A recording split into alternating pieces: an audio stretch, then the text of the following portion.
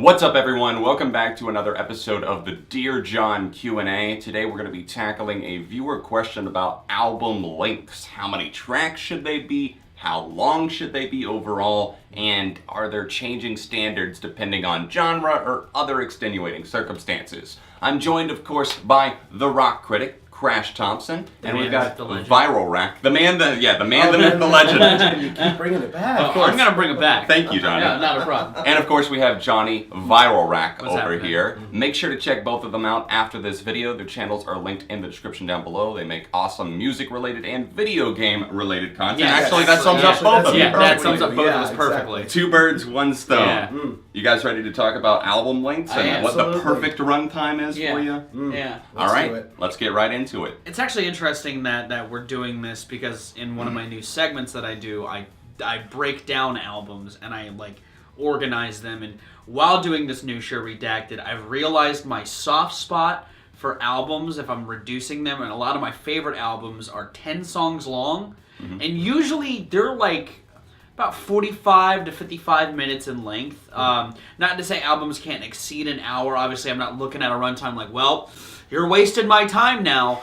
But I've just realized that as I listen to music so, intensely and so much of it, that's kind of my sweet spot. And 10 to 15 songs and 45 to 55 minutes is kind of my sweet spot. Nice. I think that's a good runtime. It's interesting that you say 10 songs, though, because I feel like in those types of albums, you're going to be gravitating towards artists and bands that have a little bit of a longer runtime with their song, typically. Yes, because a 10-song album, for some bands, that could breeze by in 33 minutes. Yeah, absolutely, yeah. And you're looking at somebody more like an Interpol or somebody else that tend to have a longer, 4 to 5 minute runtime for their tracks. In Rainbows by Radiohead. Sure. Pretty Hate Machine by Nine Inch Nails. Weezer by Blue Album by Weezer. Yes. Yeah. Those are all three kind of perfect tight 10 albums that I would kind of exemplify what I mean by the perfect length for a record. In a way, I agree with you, Johnny, because for a band that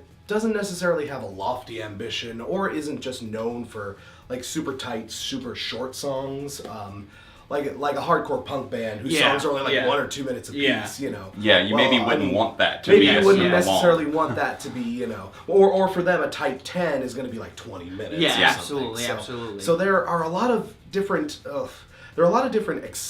exceptions to the rule. It depends, in my opinion, it depends on what the band is trying to achieve. An album can be any length it wants to be as long as they get it done in the amount of time they get it done in. Absolutely, and the more stuff you tack onto an album, generally, the greater of a risk you take in failing at what you're trying to do. Right. The more you do, the greater of a chance you have to lose your audience. Are you justifying every single song? Are you justifying that runtime? Are you justifying what you put into it? But for a band that doesn't have any specific, if they're not trying to be Dream Theater, or they aren't just a super simple, simplistic pop punk band or something like that, a good 45 minutes to an hour is pretty acceptable. A lean 10 to about 13, 14 tracks, I would say, is probably usually about where you would want it, unless you're expecting something different. Yeah. But again, the bands that usually come out and if a band wants to throw a good curveball and a band wants to bust our expectations, breaking that trend in certain ways, putting out a big album that's super, super good, or putting out a short but really, really sweet album can also be an interesting way to, get your own stance out, to make yourself a little known, get yourself a bit more recognized. So it's a risk a band can take, but that's the thing. It's a risk. Yeah. What do you think about some of the curveballs that have been thrown by, I noticed even on your jacket you have the My Chemical Romance. What about the Black Parade? See, again, that's a great example. And they justify that. They justified it because Absolutely. every track on that album and is it's a concept. Yeah, and it's a concept too. Again, if a band has loftier expectations like that, it's okay to sort of, I don't mind them shoot at all for the breaking stars. that. Yeah, if you're going to shoot for the stars, then okay, shoot for the stars. But again, when you shoot for the stars, you're much more likely to wind up in the gutter. Yeah, so exactly. It's a give and take. It's a give and take there. What do you think about the 2013 self-titled Paramore album that was kind of ambitious in the sense that they're a band where you would probably expect 12 songs, 42 minutes, Yeah, something yeah. like Yeah. that. And then they crank out an hour-plus long album that has 17 tracks on it.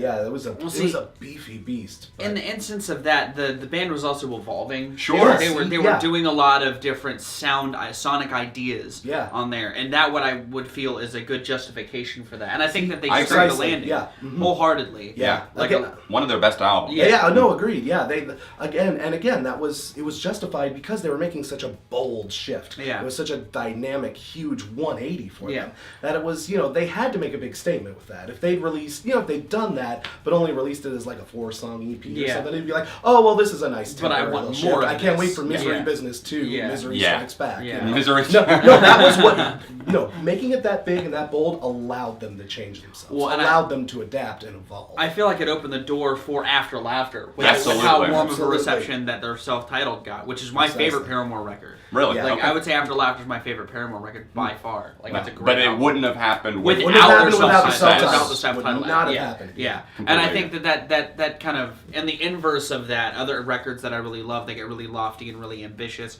Francis the Mute by the Mars Yes, Volta. Like perfect that example. is a band like finalizing an idea and like seeing how far they can take it.